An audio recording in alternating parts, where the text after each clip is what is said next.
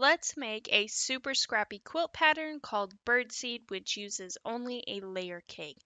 Now for the fabrics, I am using the Season of Tribute, Roots of Nature from Art Gallery Fabrics, which I will have a link down below in the description for you to purchase from a quilt store that I trust and also personally shop at.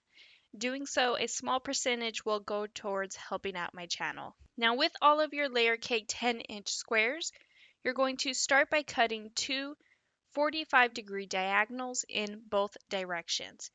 Now, if you have a rotating mat, this will come in super handy because the next two prints that are opposite from each other, you're going to cut them in half to create four smaller triangles. Then we are going to cut those triangles in half once more to create a total of 8 smaller triangles, and we are done. Now you are just going to repeat this to every single layer cake 10-inch square. And as I mentioned, this rotating mat is fantastic for these types of quilt patterns. And y'all know I use this in pretty much every single video, but I will put a link down below in the description for the exact one that I use. And also, I will have that free PDF pattern that is available in 5 quilt sizes, baby, throw, twin, queen, and king, also down below in the description.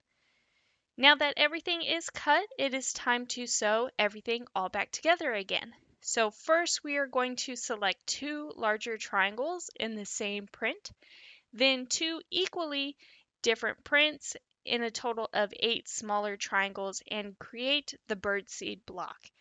Then we are going to sew the smaller triangles together to form a medium-sized triangle, and then we are going to sew them together to complete the larger scrappy triangle block. And now that your scrappy triangles are completed, we are now going to sew them to the larger print triangles. And do note that it will be bigger than needed, but just make sure those center points are lined up towards the center. And then go ahead and sew that together with a 1/4 inch seam allowance. But go ahead and trust the process here. Because lastly, we are going to sew both those triangles together to complete the birdseed block. And once again, focus to make sure all your points line up towards that center. Because afterwards, we are going to square it up to a 7.5 inch square. And I did it this way because I'm a type of person that would like to square things up once instead of several times throughout the process. But all you're going to do is just repeat everything until you have made enough for the quilt size that you have selected. And then now that all of your blocks are finished, it is time to lay your quilt out. So with those blocks you've made, all you'll do is rotate every other block 90 degrees. And as always, sew the blocks together to form rows. And then lastly, sew those rows together to complete your quilt top. And here is what my quilt top looks like all finished.